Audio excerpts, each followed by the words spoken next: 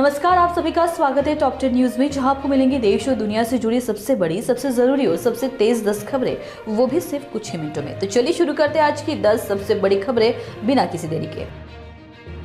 रायबरेली में बिजली विभाग की टीम पर हमला हुआ है। दबंगों ने जेई और संविदा कर्मी समेत 5 को दौड़ा कर पीटा है। बिजली चोरी का वीडियो बनाने पर पिटाई की गई। मारपीट में जेई समेत 5 लोग घायल हुए हैं। वानापार्थी जिले के कोटा स्थित बीसी गर्ल्स हॉस्टल में मंगलवार रात खाना खाने के बाद करीब 30 छात्राएं अचानक बीमार पड़ गई। छात्राओं को पेट दर्द, चक्कर और उल्टी की शिकायत के बाद पहले कोटा पीएचसी में प्राथमिक उपचार दिया गया, जिसके बाद उन्हें वानापार्थी जिला सामान्य अस्पताल रेफर किया गया। सुनेत्रा पवार के आज महाराष्ट्र के डिप्टी सीएम के तौर पर शपथ लेने के बारे में कोई जानकारी नहीं। उनकी पार्टी ने ही यह तय किया होगा, ऐसी जानकारी शरद पवार ने दी। राष्ट्रवादी कांग्रेस पार्टी के वरिष्ठ नेता शरद पवार ने पार्टी के विलय राजनीतिक बैठकों और अजित पवार को लेकर चल रही चर्चाओं पर अपनी प्रतिक्रिया दी है। शरद पवार ने कहा, जो भी बैठकें हो रही है, जो भी फैसले लिए जाने वाले हैं, सभी मुंबई में हो रहे हैं। इस पर मैं कोई टिप्पणी नहीं करूंगा। जम्मू कश्मीर के सांबा में संदिग्ध पाकिस्तानी ड्रोन देखा गया है। सेना ने तुरंत फायरिंग की। ड्रोन कुछ समय तक भारतीय सीमा में ही मंडराता रहा। अजित पवार की पत्नी सुनेत्रा पवार देर रात मुंबई पहुंच चुकी है। आज एनसीपी विधायक दल की बैठक होने वाली है। ऐसा कहा जा रहा है कि इस बैठक के बाद सुनेत्रा को डिप्टी सीएम बनाने का ऐलान किया जाएगा।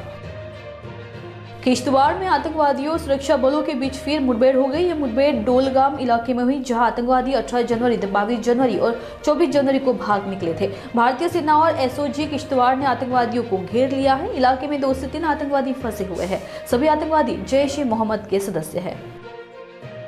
गाजियाबाद के खोड़ा थाना क्षेत्र के वैष्णो ढाबे पर खाना खाने के विवाद में हुई चाकूबाजी हो गई है। इस चाकूबाजी में 3 लोग घायल हुए हैं। पुलिस ने 4 लोगों को हिरासत में लिया है। केंद्रीय गृह मंत्री अमित शाह 2 दिन के दौरे पर पश्चिम बंगाल पहुंच चुके हैं। शनिवार को पार्टी के कार्यक्रमों में शामिल होंगे। बैरकपुर में कार्यकर्ताओं की एक बैठक में हिस्सा लेंगे। फिर उत्तर बंगाल के लिए उड़ान भरेंगे। यहाँ भारतीय विमानपत्तन प्राधिकरण के कार्यक्रम में शामिल होना है। अंडमान और निकोबार में शिकार की संभावित गतिविधि के बारे में मिली विशिष्ट खुफिया जानकारी के आधार पर एएनसी मुख्यालय ने उत्तरी अंडमान सागर में निगरानी बढ़ा दी।